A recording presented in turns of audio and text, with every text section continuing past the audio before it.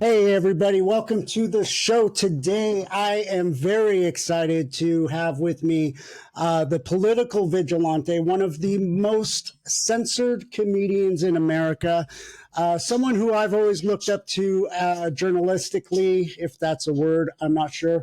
But we have so much to talk about. Oh my God, I don't even know where to begin with the state of things today. So, anyways, let's welcome to the show Graham Elwood, political vigilante. Hey, how you doing? I'm good. How you doing? Pretty good, pretty good. I'm really, man, I feel like I've known you forever, but at the same time, like one of my journalistic and political type heroes at the same time. Thanks, So man. yeah. So, man, I don't even know where to start. I sent you a message about talking about, obviously, you being one of the most censored comedians and political commentators in the country and really in the world. There's a case in Louisiana against the Biden administration, but I see it as it's kind of a joke to me, like they do this stuff, they political grandstand, everybody's like, oh, it's the Biden administration, it's the Biden administration. People get that in their heads, but they don't realize it's everything, and it's probably just going to, just like everything else we see, get squelched, go away, forgotten about. Now we've got Israel, we've got real stuff going on. Yeah. It's first of all, when is this airing? Or we're live right now, actually. Oh, yeah. Hi. Hello, everybody. Yeah, I figured, you know what, I should just go live. Today was kind of interesting, so yeah, I just let it rip. Yeah. Yeah, I mean, it's funny, the censorship that, be it doesn't matter if it comes from the Republicans or the Democrats. It's pretty across the board. I mean, anything that disrupts the sort of narrative. It's funny. What I've noticed, and I've talked to Lee Camp about this, my co-host on Government Secrets. It's like, if you have a partisan view, like you're anti-Trump or you're anti-Biden, you're probably not going to get as censored as much. Versus if you say the whole system is broken, the military-industrial complex and Wall Street control everything, then that's when they really have a problem. I've noticed that's when they're like, nah, we're not fans of what you're saying. Yeah, exactly. And we've seen it play out. We see it with he who we cannot talk about now because of exactly that, right? It was as soon as that flipped and he's like, hey, well, look under this blanket, right?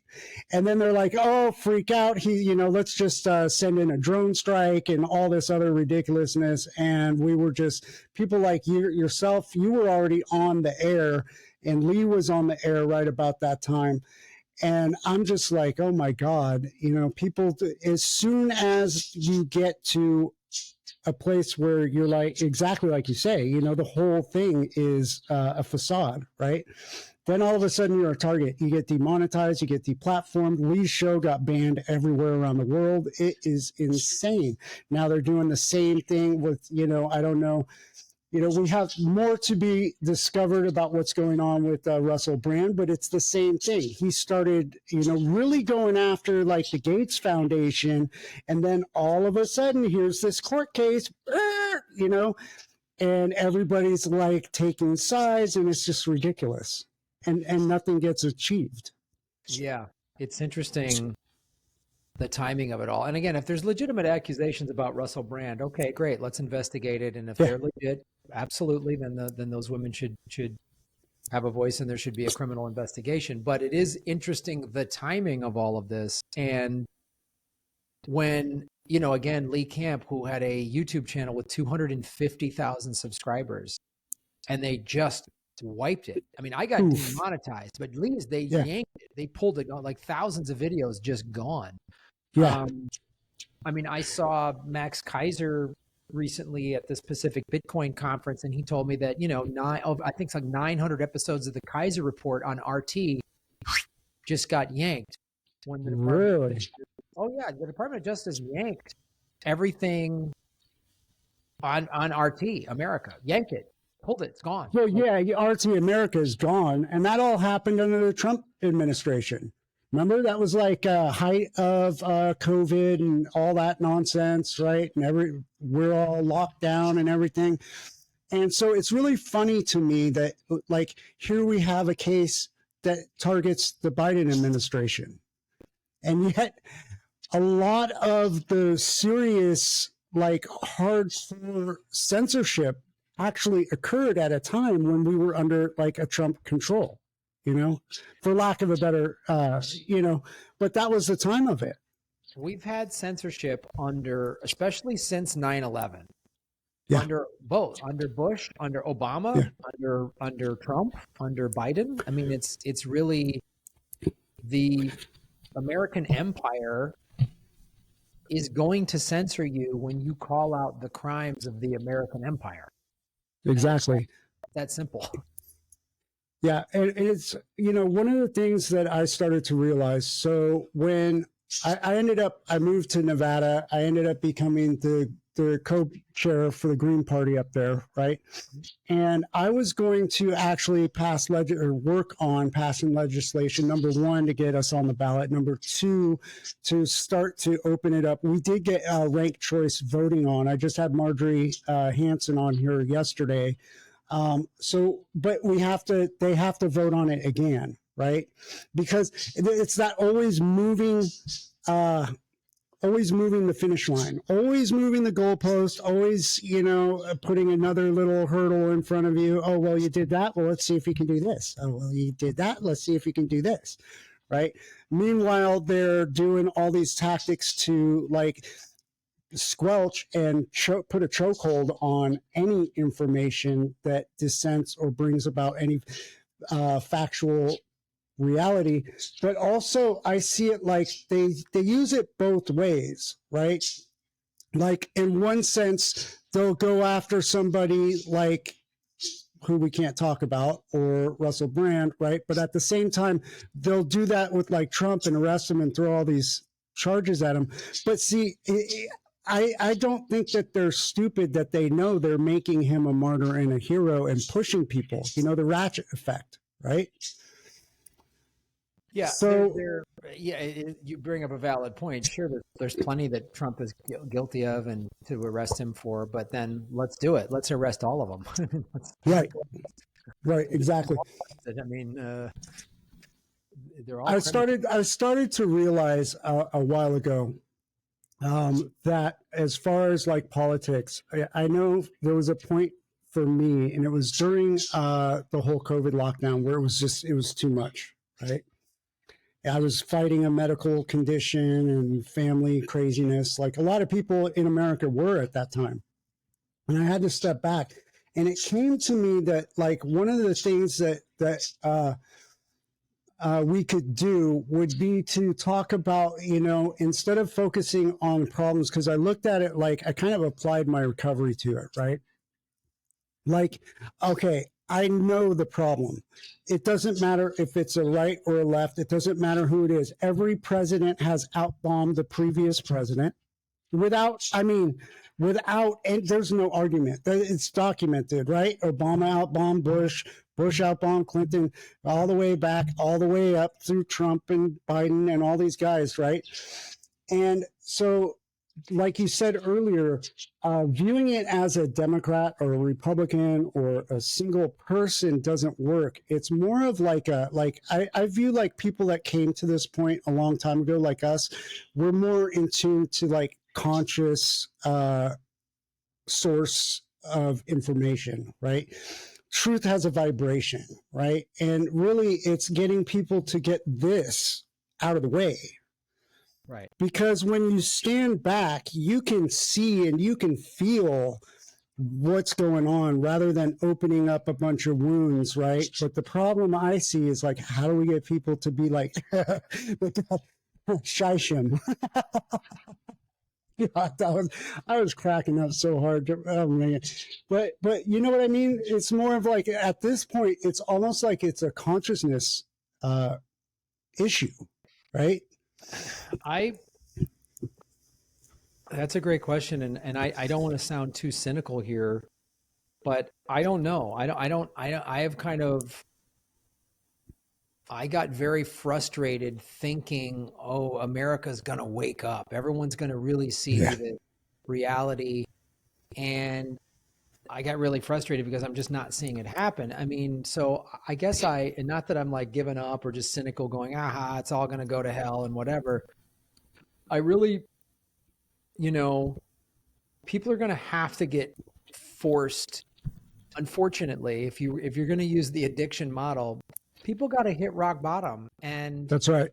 there's always another rock bottom. Like you know this. There's always a lower rock bottom. So America unfortunately keeps hitting these rock bottoms, and then it gets worse. I mean, I thought, I mean, Yeah, we're about to hit another one. I have a feeling. well, I just Yeah. watched a video. I mean, there was a panel from a month or so ago with Charlie Munger and Warren Buffett, and they're just like, oh, this commercial. They're talking like there's a commercial real estate collapse, a huge commercial real estate collapse coming, Oh, because huge.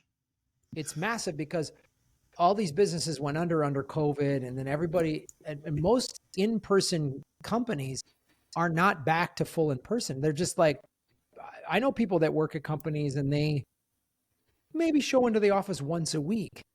And before COVID, it was once a week they could virtually show up to work. Now they in person is once a week. All these companies are like, why are we spending all this money on commercial real estate? Why are we we can't, and a lot of, and then retail can't get employees.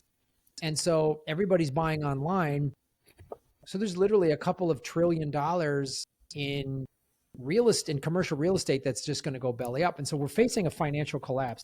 The one silver lining I will say in terms of like, when are people going to see the reality of stuff, is the labor movement is the one silver lining in America that makes me go, wow, okay. I'm walking the picket line this whole summer. I'm in SAG, and the WGA is going to get, they're getting their deal ironed out. We just got an email today that good. the producers have walked away from the SAG negotiation because they don't want to budge on the AI. And that's a huge thing for actors that writers don't really have to deal with. It's huge for everyone. Yeah. You guys are just bringing it about. Yeah. Yeah. We're on the forefront of this because we're the ones that can digitally be replaced. They're like, what the producers want to do is you come on the set and we shoot you for a day and then use AI for the rest of it, where you for everything. Yeah, for everything. And you would have gotten a week of work or 2 weeks of work, and now you're only getting a day of work. So, but on this, walking these picket lines all summer and talking to all these actors and writers, and I put it on my YouTube channel on Political Vigilante. I would walk the picket line. I'll be walking the picket line again. I've interviewed all these people and have them, and it's funny. There was somebody, nurses were walking the picket line with us, and teachers were walking the picket line with us. And now you've got the UAW on strike.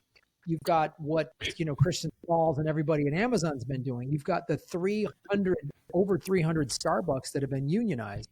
So, which is awesome because, man, if anybody needs to do it, it's those lower paying retail.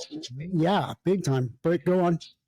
And so, and all the Starbucks employees, they're almost all young people. They're teenagers and people in their 20s. There's not a lot of people in their 40s and 50s working at Starbucks. So, I mean, I see like a ray of hope in terms of labor because most people, human beings in general, but Americans especially, I've always said Americans aren't going to get off the couch until their cable gets shut off. And then straight up, Super Bowl gets canceled because of the climate collapse. Then people might go, whoa, there's no Super Bowl this year. Right. But labor affects everybody on a daily basis. Everyone is sitting there listening to the government and the media say, oh, there's no recession, inflation's not that bad. And then they go to the grocery store and they go, that's $2 more than it used to be. That's not a 6% inflation. That's 30% inflation. Like, that product that was $6 is now $8. So 30% is $1.80. So it's a $2. That's over 30% increase. So don't tell me it's 9% or whatever, lying Mickey Mouse number they come up with. And people are when you're affected on a daily level, when you're seeing gas, we're back up to $6 a gallon in California now. 7 I saw yesterday down by where you are in Santa Monica. Oh yeah, there's Yeah. there's plenty of near 7. I mean, you can find some under like 5.40, 5.50, but you have to search those out. Most of them are in the $6, $6.10. So you when it comes affects you on a daily basis. What you're buying at the store, your wages aren't going up. It's impossible. The average home price in America is over $400,000 a year for a home in America. That's a gift if you could find a place for 400 grand in LA or San Francisco. Oh man, good luck. San Francisco, forget about it. Up there, it's like you can't move into San Francisco anymore. Yeah. It's like a big giant gated community, basically, is what it's turned into. With a bunch of with the homeless problem. The homeless problem. It's like, oh my God, every great place, every great venue that I grew up with is gone, long gone, long gone. And now those places that replaced them throughout the gentrification are also now going away, right? Meanwhile, nothing to see here, no recession, just, here, yeah, it's crazy. I think labor and the economy are what are waking people up to this is nonsense. It's not working. But unfortunately, there is such a fantastic propaganda machine in there that, we're still doing this thing that we do every 4 years. So whoever's in the White House, the other party says, we just need to get them out of there and then everything will be great. Well, we heard that 4 years ago. We heard that about Trump. Right. Just get Trump out of there and everything will be great. Well, now we've got Biden and things aren't. And so, America probably will fall prey again to voting for the lesser of two evils and whatever two corrupt psychopaths they put up in front of us for November of 24, That's, I don't know. I had this conversation the other day with a life coach of mine, and she said that, but third party can't win. And I'm like thinking, wait a minute, this is the same stuff that we try to teach people to break, is that mindset, right? That saying that whether you can or can't, you're right. So that limited belief that we have, like, oh no, they can't win, so I can't throw away my vote, so I'm gonna just get behind, and the idea that, well, if you put in a little effort, right, and you reframe that and you say, you know what, I'm gonna help to get whatever third party, regardless of if I think I align with the right, because that illusion has to be smashed. And you're right. I think that the labor movement is possible. One of the things I'd like to see happen is like nurses, fire, Teamsters, and truckers and grocers get together and say, hey, how can we get together and make a long-term shutdown actually happen, instead of waiting for these other jerk-offs to do it by means of COVID or war or some nonsense like that. But it's a mindset, and it's that limited belief that we've been conditioned with over and over and over that I want to see us break through. And I think that you're right. I think that the labor movement is a possible way of making that happen. It'll be interesting to see, because when we have this big financial collapse that sounds like it's looming, if we get drawn into another ground war, we start sending troops back into the Middle East in terms of this Israel-Palestine conflict, and which is just money printing. Again, wars are all about printing money and debt. So that'll drive up inflation, and we have an economic collapse. Then we're going to have real unrest in the streets. I mean, this is this is a historical pattern. This isn't some crazy online conspiracy theory. This is a historical pattern. When countries start overspending, when people can't feed themselves or people are getting kicked out of their homes, that's when there's going to be riots. And so when there's riots, then that means a country's unstable. And if a country really appears to be unstable, then the big money, this is the thing people need to understand. The big money, the corporations, the billionaires, I mean, you talk about Saudi money, Chinese money, and just giant corporations and all these billionaires. Right now, they have their money parked in America because it's a stable country. If it becomes unstable, they have no allegiance. Barely. They will pull out. And if America, which most empires last about 300 years, we're on about 250 years of it. We're looking like a collapsing empire. If we go under, then that, or it looks or even just unsafe, or these big money people look like they're going to lose their money, then they will absolutely pull out. And then America is up for really done. Yeah, basically. And we're already almost there with BRICS and everything, right? I mean, a lot of countries, I think a lot of it is like the rest of the world, it geopolitically is becoming conscious, right? They're starting to realize, hey, this war thing, it's not working. Climate catastrophe actually is a thing, right? It's affecting our citizens. It's affecting my children. They're getting sick of it and tired of it, right? And really the only way to stop it is to stop the global fascist capitalist monster machine. The only way to do that is monetarily at this point, right? And like, yeah, and we have to, as people, hit bottom and be like, oh, well, really? I mean, it's funny how things like 9/11 and certain tragic events, all of a sudden everyone's like, oh, we got to work together, yada, yada, yada. 2 weeks later, it's like, okay, everybody back to work. Let's get off the set. Let's just go. Everything's okay. That's a wrap. Let's go. And then 2 weeks after that, everybody's like, yeah, football. You know, it's just crazy. It really is. Yeah. You see how easily, I mean, America, the whole world is propagandized, but America is the most heavily propagandized. And part of our propaganda is to keep us divided and fighting with each other. Mm-hmm. So it's a fantastic tool. And now social media and the internet is so effective at just stirring everybody up and just pick a side and start fighting. That's what they want. So it's really, especially with, you know.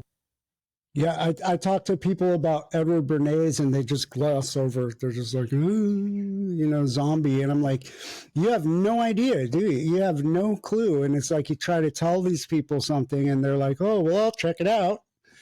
Totally don't.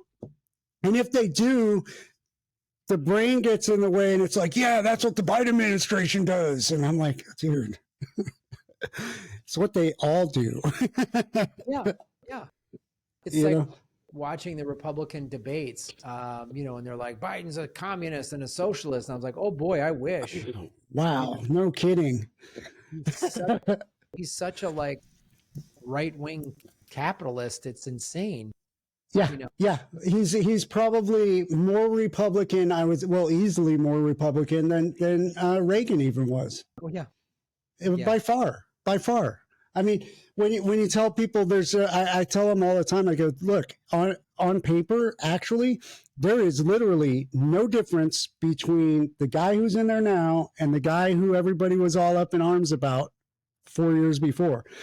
When he said nothing will fundamentally change, he wasn't lying. That was the most honest thing the man has ever said, you know, and also the most complete sentence I think he ever said, you know. Like, 4 words, real simple, stick to the truth. And then after that, they're like, hey, shut this guy up, get him out of here, you know, up the dosage, you know. Yeah. It's amazing. It's amazing. We'll go to sleep, you know. Yeah. So also like government secrets, that is one of my favorite podcast, one of my favorite shows to watch. I stopped watching it for a while because, like I said, I was just too overwhelmed with life and everything. I was like, okay, I gotta step away for a minute. But my favorite episode is the one you guys, I think it's like the 4th one, episode 4. And you guys are talking about what was it, Crash, Texas. Oh, the Remember train? that one? Yeah, the train. And it's like the perfect example of where we are now, where we have been, right? It's like that's the same thing over and over and over, ever since like Edward Bernays figured out, well, gee, if we target people's ego, we underscore it with fear, right? And then we give them a sense of this will make you prideful or this will make you patriotic. Then boom, women are smoking, people are buying guns left and right, and let's go to war, and hey, who's winning the Super Bowl? It's the same freaking thing over and over. It's like Groundhog Day. It's the Romans. Actual, Romans did bread and circuses. They realized, right, like, you can get the populace to do everything if you give them bread and circuses. If you give them enough just to stay happy, and you give them a big thing to root about. I mean, that's what the fighting the lions and everything was like, and now we just have it with whatever sport league, and now there's like gambling on your phone. I mean, it's just like and people don't realize they do that because they know that we're all starting to hurt financially. Mm-hmm. So gambling is like, well, I got to win, ticket sales for the lottery, everything, everything. Every month or two, we've got another $1 billion jackpot. That's because everyone is so hurting. It's a proven fact. I mean, every time there's a recession and the economy's bad, lottery sales go up. So yeah. And now there's all this gambling. That was a new thing for the last couple of years. It's just Yeah.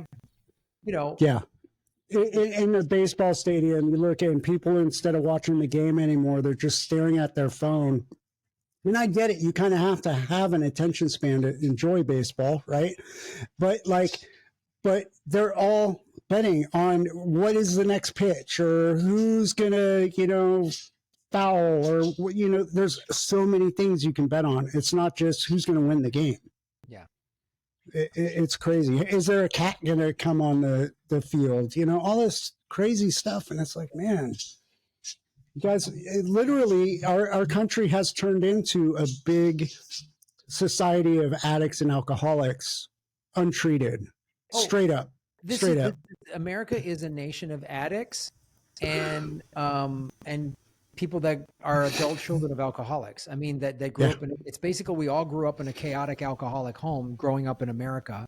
And what happens in an alcoholic home or an abusive home is it's very similar to a cult in terms of, there's people perpetrating the abuse. And when one family member speaks out and says, hey, this is abusive or bad, that family member is targeted. That family member is looked at as the black sheep. That's the same thing with the cult, right? Yep. So that's exactly what happened with me. And I grew up in that same dynamic where I have a covert narcissist mom who's like, oh, I love you and everything will be okay. And but we have to check with your father, right? It's just like the whole Democrat Republican. And then the narcissist abuser, right? Who's easy to see, right? So it's constantly trying to tell, well, what is the truth? And where the hell do I fit in? And how do I navigate this shit show, right? It's the same thing. And then you're gaslit. You're gaslit by both parents, right? Whoever's the actual alcoholic or abuser, and then the one that's enabling them, or if they're got narcissistic personality disorder, or they just have some sort of untreated whatever. There's the obvious abusive, the parent that's drunk and abusive. That's an obvious one. But then there's the parent that co-signs it, that lets the abuse happen. Right. And it can be male or mother, dad. I've heard all different scenarios of, the mom being really violent and mean, and the dad's just like, oh, don't make your mother mad. And the same thing with the dad, who's a mean drunk, and the mom's like, oh, don't upset your father, like that dynamic then. And you're constantly gaslit in a home like that, just like we're constantly gaslit as Americans. We're gaslit on a daily basis. Like all of a sudden it's like, I stand with Israel and I don't want innocent people dying. All right, I don't want innocent people dying. I don't support Hamas, but where was all of all of the innocent Palestinians that have died just in the last couple of months leading up to the Hamas attack? Like, never mind the couple months, like how many years, 25, 30, 40 years, something like that. It's been going on. The way I see it is like, and a lot of people in America don't even realize that our police force is trained by IDF officers. Yeah. They have no clue that, this is why our police have so many. And then the other thing is they pretend like, oh, it's not a cop killing. It's because they give it other names. He accidentally stepped into a bullet crossing the street, waving his hands. And we thought he was, on and on and on.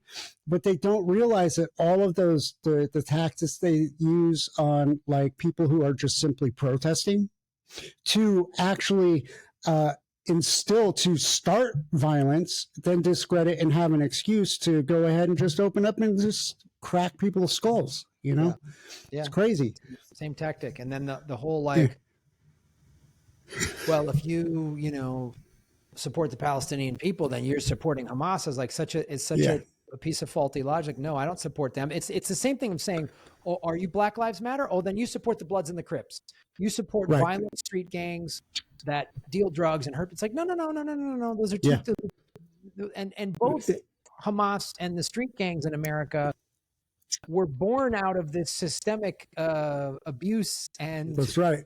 If you terrorize and kill my people and my family enough, I'm going to be angry at you. Yeah. And, it creates that whole quote unquote terror system. It creates that. So it's like, it would be like my dad punching me in the face. And then when I turn 18, I actually take a swing back. And then all of a sudden I'm the one going off to jail. Yeah. You're a terrorist. You're the guy abusing the family. Yeah. Yeah. It's the same exact thing.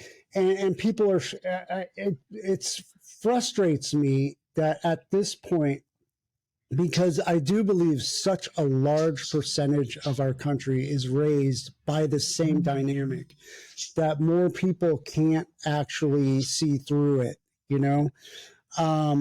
because for me, I don't know how I could not, right?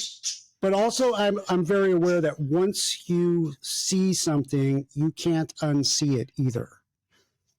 That's my goal. That's what I want to bring to people. And I think the only way to do that is through an idea of oneness, through an idea of like, getting people to actually understand that a lot of the beliefs and the thoughts and the stuff that we have going on in our heads, they're not exactly our own. Right. It's not to say that like somebody's in my head, right? Like, telling me stuff, right? That's a different thing. But that, how I identify with me as a person might not be exactly what I think. I have to get this completely out of the show, right? Yeah. And like whether it's our food or our medicine or drugs and alcohol or just in a lot of ways, like living in survival mode. Like I've been doing that basically for the past year. Of all the times for me to start a podcast and actually try to like do something, this is like, it's insane. But like our food and our medicine and everything clogs our pineal gland, right? Yeah. Which blocks our ability to have logic and reason, right? And that connection that we have to everything. So what do you think, what are some of the ways, like, I mean, other than like in recovery, we say, we raised the bottom, right?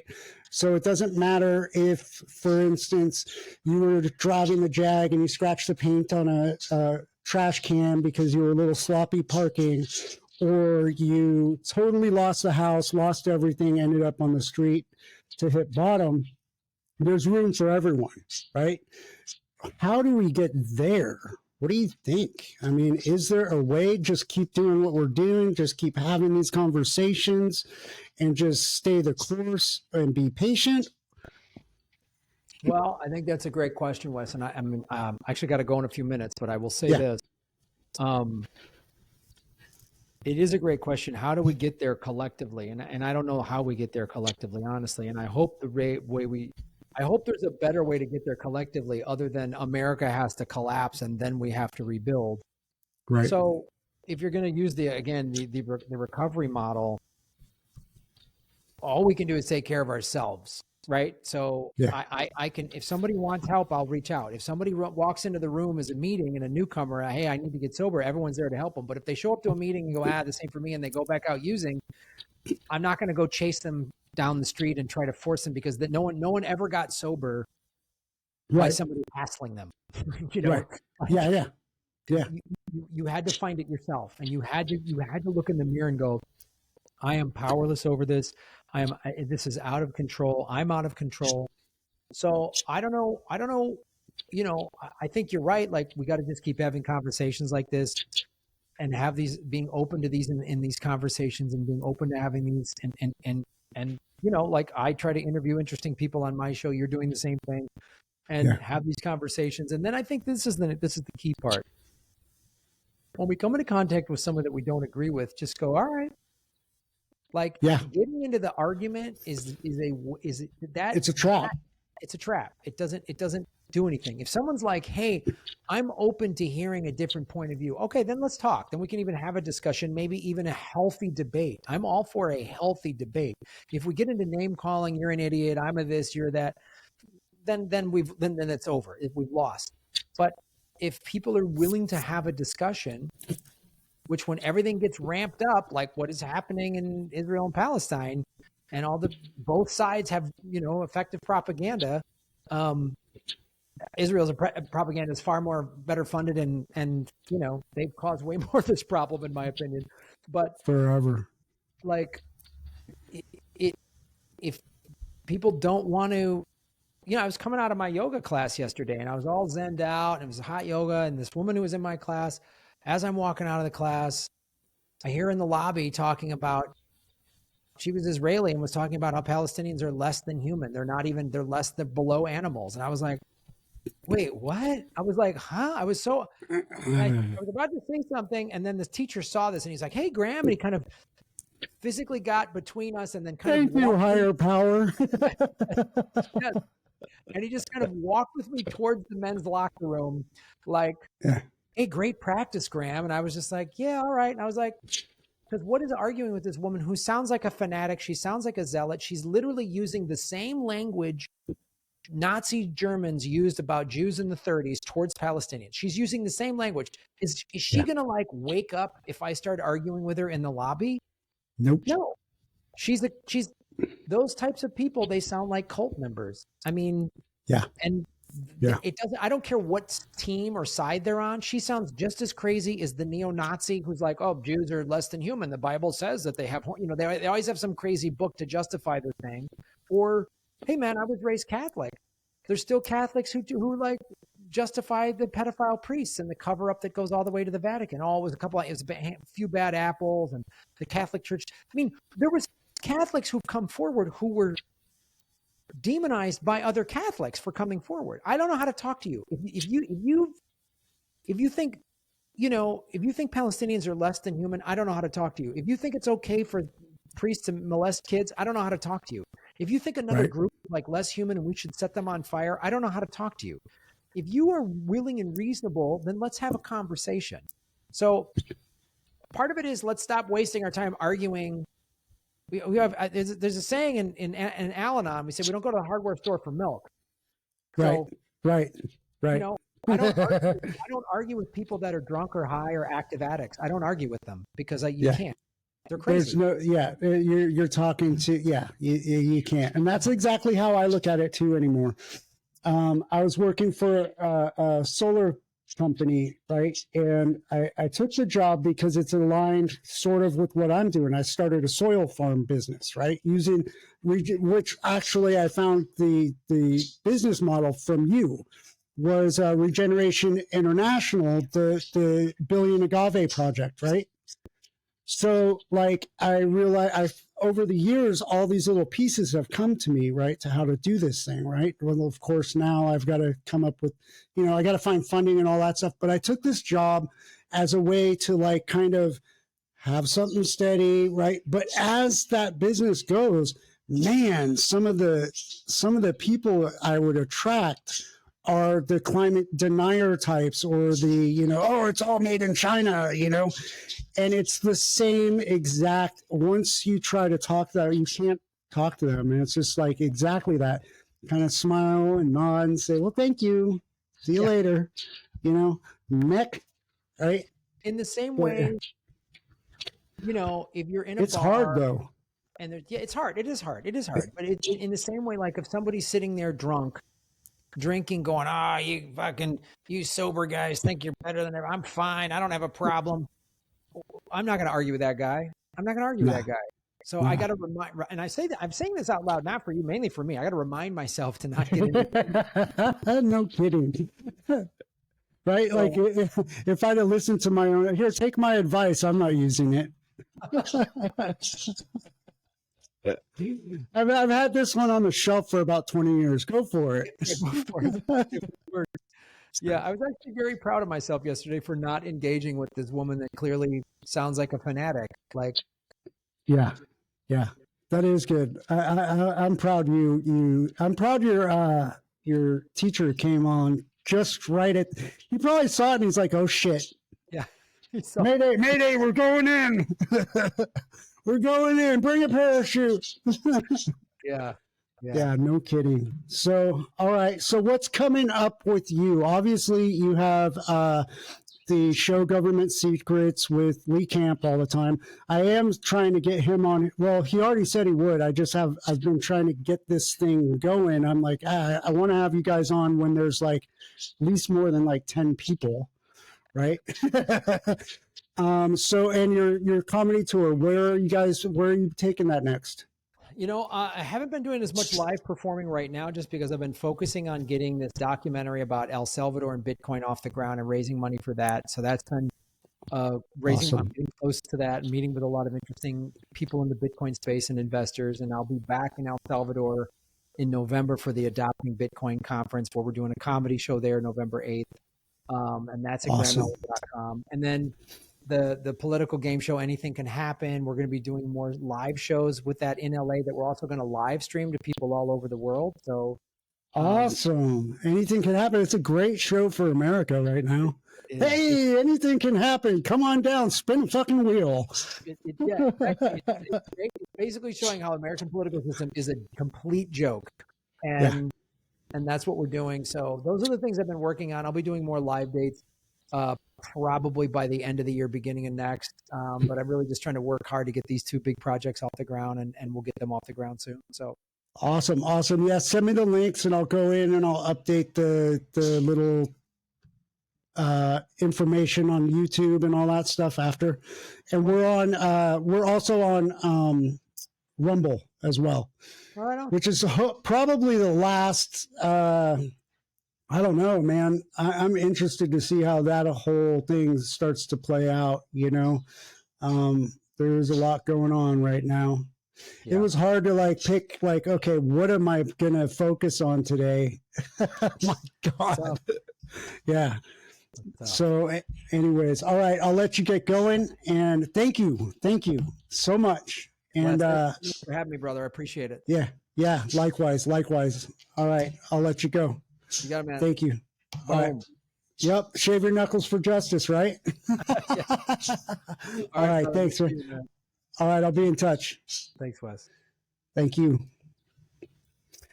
All right, everybody. Well, thank you, Graham, for taking your time today. I know you are an incredibly busy person, and I just want to thank everybody for showing up today. I really appreciate it. And with that, I will get going and wish you all a fantastic day. All right.